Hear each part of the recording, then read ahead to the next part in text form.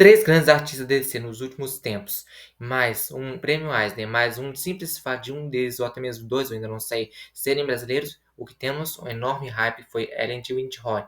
Mas será que vale esse hype todo? Ou será que foi só superestimado por se tratar de Terra 2015? Se você quiser saber mais, fique no vídeo, então bora, roda a vinheta.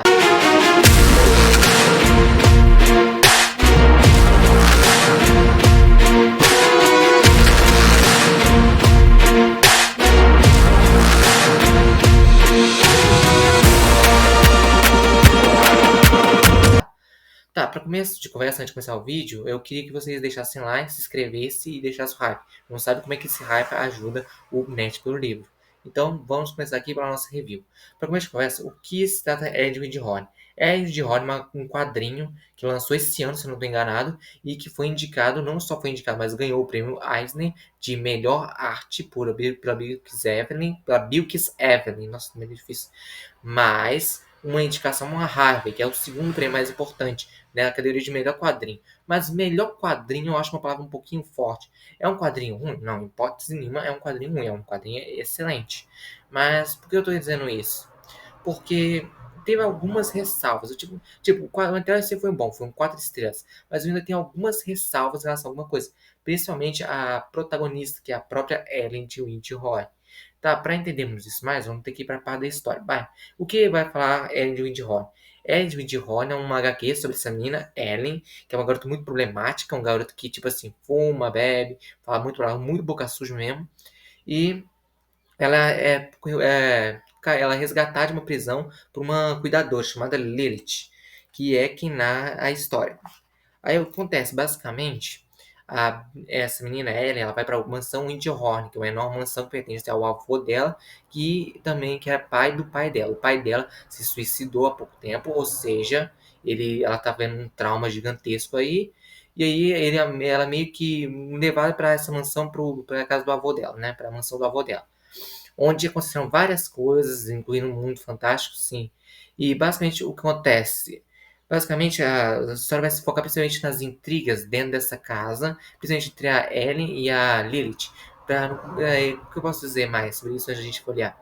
Basicamente, o que tornou esse livro, essa HQ tão hypado, como já disse, foi indicado ao prêmio Eisner, que é que é o Oscar dos quadrinhos. Mas mais do que isso, a arte é linda.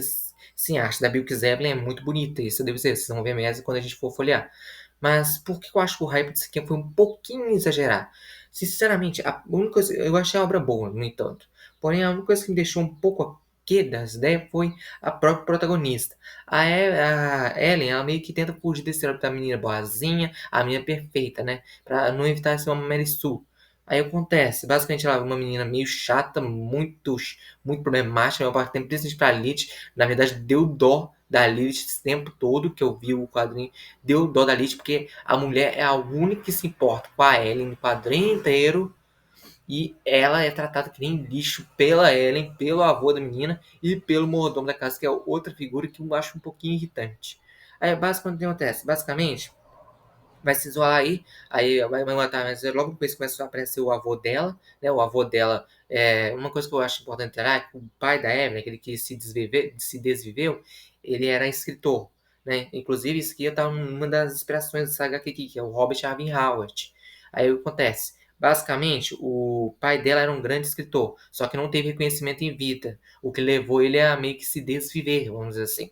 E aí o que aconteceu? A Ellen então foi julgada na rua, teve que se virar porque pôde até a Lilith chegar e levar ela.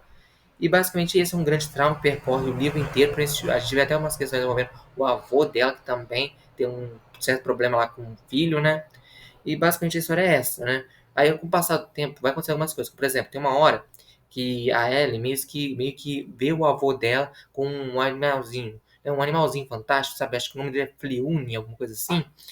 E basicamente ela reconhece essa criatura da história do pai dela. Aí já vê que algo que está errado naquela casa lá. Aí acontece, ela vai investigando, vai ficando mais a fundo, até descobrir esse mundo mágico. Que como a história, a resenha disso aqui, compara isso aqui a Robert Avi Howard e o Mágico de Oz, que faz todo sentido, porque o mundo fantástico é muito nessa pegada do barbarismo, do Conan, ao mesmo tempo que tem a fantasia, né? A fantasia, a iluminação por parte do Mágico de Oz, vamos dizer assim. E por isso que tá isso na premissa. Aí, basicamente, acontecem várias coisas envolvendo esse mundo fantástico. A Ellen eventualmente se torna uma aventureira. E a história vai se passando a partir daí. Só que, como eu disse, a Ellen, ela trata a Lid como lixo, e aí isso me deixou um pouco pé da vida, né? Eu lembro que toda vez que a Ellen aparecia, eu meio que começava a bater cabeça constantemente no lugar que eu tava lendo, porque eu não conseguia, porque tinha hora que ela realmente extrapolava isso. E ela passa mais da metade do quadrinho bêbado. Então, né, isso é só ampliado. Aí acontece, a parte mais satisfatória pra mim, que eu talvez mostre na hora de folhear, eu vou ter que tomar muito cuidado com isso aqui, é que é simplesmente a parte que a Ellen tá toda esbagaçada, toda ferrada, e eu não sei se era pra eu sentir isso. Quando eu vi ela toda desbagaçada, isso é um pequeno spoiler, tá, gente? Ela tá toda desbagaçada. Ela foi o momento mais satisfatório do livro inteiro. Não sei se era pra eu sentir isso. Eu vou agora pra parte folhear, vocês vão ver. Tá, vamos começar aqui. Primeiro tivesse tem essa guarda toda ilustrada aqui, bonitona. Era de Windhorn. Aqui tá os créditos, ó. Tom King é o roteirista. A Bill Kisebler, a arte e a colorização Matheus Lopes. Que é o mesmo trio de. É o mesmo trio de a Supergirl, a Mulher do Amanhã. Foi uma HQ bem hypada, também muito conhecida. Eu tento conseguir a proporção, não consegui até hoje. E aqui a gente já abre um pouquinho da arte do Bill Kisebler. Vocês veem que é uma arte bem bonita. Você pode ver aqui ó, esse tom de preto mais pesado do quadrinho todo colorido. Aqui tem o editorial, a primeira capa, que é a mesma capa da edição. E que, olha isso aqui. Muito bem feito, né? Aqui é basicamente a introdução do personagem que o pai da Edo que fazia, que era o Otan, né? E como vocês podem ver, todo capítulo tem essa imagenzinha aqui também. Aí começa a história aqui, ó. Basicamente tem um repórter, ele tá conversando com a Lilith já velha, e ela que vai narrar a história pra gente. Aqui já é a história dela sendo narrada. Tá, aqui tá quando ela encontra a Erika. Vocês podem ver, ela tá toda uma trapeta, toda coisa aqui, bêbada. Isso que é só um gostinho do que tá por vir aí. Fuma, só um gostinho do que tá por vir, gente. E sempre vai ter esse momento, eu tô no presente já, Lilith já tá quase presente, né? Porque tem uma questão aí, mas tipo assim, volta pra esse presente aqui, onde a Lilith tá aí narrando a história. E aqui mais Marte, que a Ellie tá buscando uma coisa de lápis pro pai dela, né? Aqui, ó, começou, continuou a história. Dessa vez já estão num trem. Você pode ver, mas parece que é a mesma posição que estava ali na outra imagem, mas tudo bem. E aqui temos a famigerada mansão Windhorn. Aí chegamos aqui à mansão de Windhorn. Você pode ver que é uma mansão bem detalhada. Eu vou passar essa parte aqui porque é basicamente a apresentação dos lugares. E aqui, ó. Tá vendo? Aqui já mostra mais uma vez que é bebedeira. Isso aqui é uma piada recorrente. E tá o começar a noite. Aí a noite começa, ó. Aí do nada, a Ellen surge lá de noite no quarto da Lilith, querendo dormir com ela. Isso aqui é algo que me deixa puto da vida. Porque a Ellen, toda vez que tem algum problema, vai correndo pra Lilith. Porém, trata a Lilith como um lixo. Como eu já disse antes. E aqui começa as aulas. Aí vocês podem ver, ó. Aqui tá o monstro, ou seja, um monstro que realmente existiu. E aqui temos o avô dela, o Otan. Que basicamente baseou o personagem que o pai dela escrevia, o Otan. Já aí que termina a história, basicamente voltando ao presente. Ah, isso aqui, gente, é um list de novo álbum. Você pode ver que a arte em si é muito bonita. Ó, aí, ó. Aí agora, isso aqui se passa uma entrevista que uma pessoa que gosta da obra do Otan, que ganhou muita fama depois de velho, tá fazendo, né? Aí ela cobre basicamente as primeiras edições que da Ellie e tudo mais. E aqui, ó, outra aí, ó. Vocês veem? Ela já derrubou a mesa inteira. E o avô dela, com essa cara aqui, como se não tivesse feito nada. Aí, ó, começa aí, ó. Como você pode ver, é um traço bem fino, bem bonito mesmo. E as cores do Matheus Lopes são muito bonitas. Aqui, ó. Esse aqui é o filho único. É tipo um bodezinho, tipo um bodezinho. E aí, ó. Você pode ver a edição muito bonita.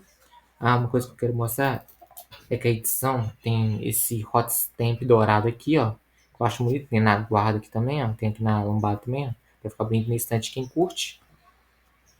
Aí vamos voltar. E a história, gente, vai decorrendo a partir daí.